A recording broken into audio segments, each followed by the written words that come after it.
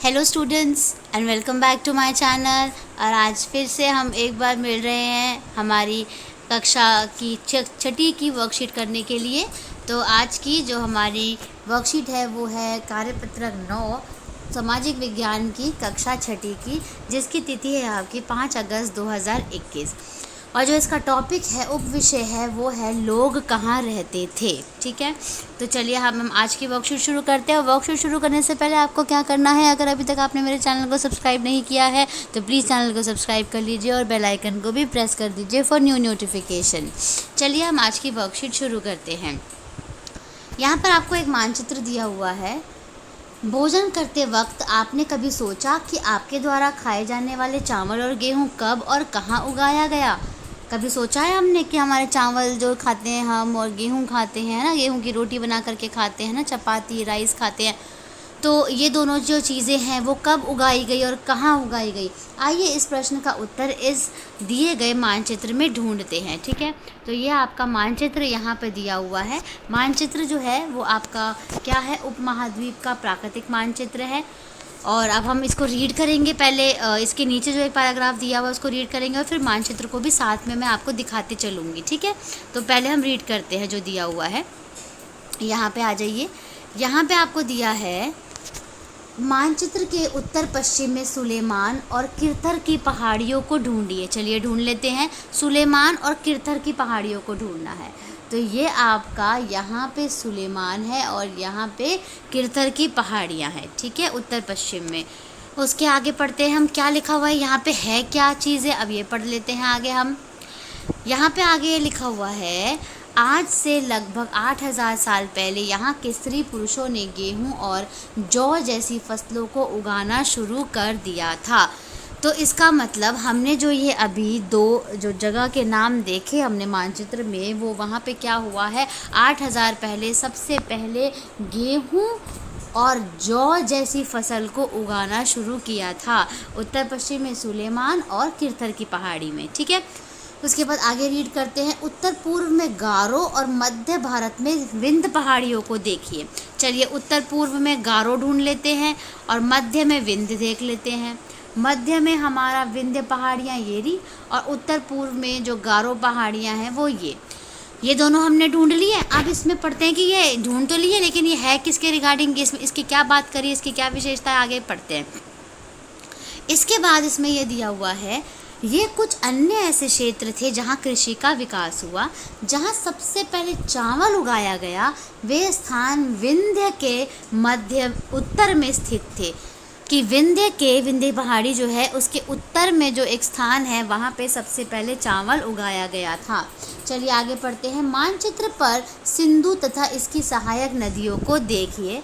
सहायक नदी किसे कहते हैं? सहायक नदी उन्हें कहते हैं जो एक बड़ी नदी में आकर के मिल जाती है। छोटी छोटी नदियाँ होती हैं और वो सारी एक बड़ी नदी में आकर के मिल जाती है, तो उसको सहायक नदी हम कहते हैं। लगभग 4700 वर्ष पूर्व इन्हीं नदियों के किनारे कुछ आरंभिक नगर फले और फूले। तो चलिए मानचित्र में सिंधु और इसकी सहायक नदियों को देख लेते हैं। मानचित्र पे वापस चलते हैं। यहाँ से मानचित्र में हम आ गए हैं, सिंधु नदी ढूंढते हैं। सिंधु नदी ये रही और इसकी सहायक नदियाँ आपकी ये रही, झेलम नदी, चेनाब, रावी, सतलुज और व्यास। ये इसकी सिंधु नदी की सहायक नदियाँ हैं जो कि सारी की सारी सिंधु नदी में आकर के यहाँ पे मिलती है। ठीक है, अब हम इसके प्रश्नों के उत्तर कर लेते हैं बच्चों। चलिए प्रश्नों के उत्तर के लिए यहाँ पे देखिए, सबसे पहले तो क्या दिया हुआ है, रिक्तस्थान दिया हुआ है। रिक्तस्थान की पूर्ति कीजिए। पहला है, गेहूं सबसे पहले डैश स्थान पर उगाना शुरू किया था। तो अभी हमने इसका पढ़ा था ना, क्या था, उत्तर पश्चिम में सुलेमान और किरथर की पहाड़ियाँ। तो इसका आंसर मैं यहाँ लिख देती हूँ, उत्तर पश्चिम में सुलेमान व किरथर।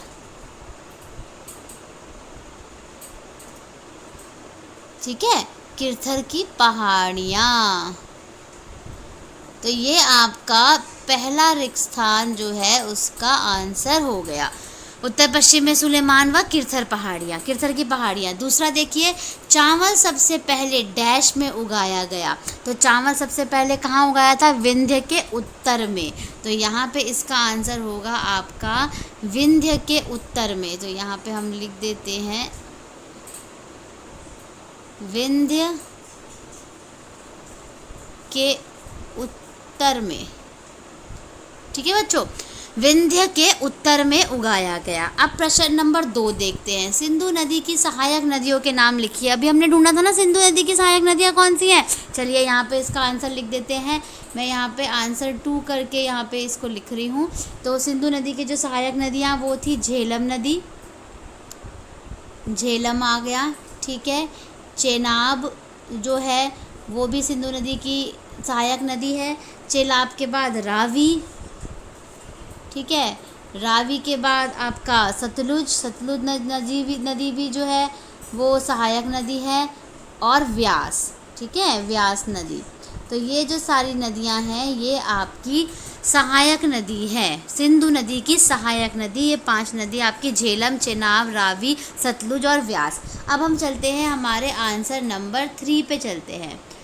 मानचित्र की सहायता से गंगा नदी की सहायक नदियों के नाम लिखना है आपको। तो गंगा नदी की सहायक नदी है यमुना, पहली हो गई यमुना, दूसरी हो गई रामगंगा, ठीक है, ये भी गंगा नदी की ही आपकी है रामगंगा। तीसरा गंडक, गंडक के बाद कोसी, गंडक के बाद कोसी हो गया। फिर महानदी और लास्ट में आपका सोन नदी, ठीक है। और लास्ट में जो है वो क्या है? सोन नदी, ठीक है। तो ये सारी नदियां जो हैं ये आपकी क्या हैं? गंगा नदी की सहायक नदियों के नाम लिखे हैं, ठीक है। तो पहला एक बार मैं आपको रीड करके बता दूं, रिक्त स्थान की पूर्ति कीजिए। गेहूं सबसे पहले उत्तर पश्चिम में सुलेमान व किरथर की पहाड़ियों के स्थान पर उगाना शुरू किया गया। दूसरा, चावल सबसे पहले विंध्य के उत्तर में उगाया गया। तीसरा, सिंधु नदी की सहायक नदियों के नाम ये देखिए, झेलम, चेनाब, रावी, सतलुज और व्यास। और तीसरा है मानचित्र की सहायता से गंगा नदी की सहायक नदियों के नाम लिखिए, यमुना, रामगंगा, गंडक, कोसी, महानदी और सोन नदी। तो इसी के साथ प्यारे बच्चों हमारी आज की जो ये वर्कशीट है वो कंप्लीट होती है। आप सब इस वर्कशीट को नोट डाउन कर लीजिएगा। आई होप आपको ये वीडियो समझ में आया होगा। तो आप इस वीडियो को लाइक करना, प्लीज़ लाइक करना मत भूलिएगा और चैनल को सब्सक्राइब करना मत भूलिएगा। और सबसे बड़ा काम जो आपको करना है वो करना है अपने दोस्तों को शेयर ज़रूर करना है, क्योंकि आपको पता है ना दोस्ती तो फिर उसी में ही है ना। जब हम अपनी जो हमने कुछ सीखा है हम अपने दोस्तों को सिखाते हैं। तो दोस्तों को ये वीडियो जो है ये ज़रूर शेयर कीजिएगा और चैनल को सब्सक्राइब कीजिएगा। Thank you students for watching this video. मिलते हैं नई वर्कशीट के साथ नई वीडियो में। Thank you.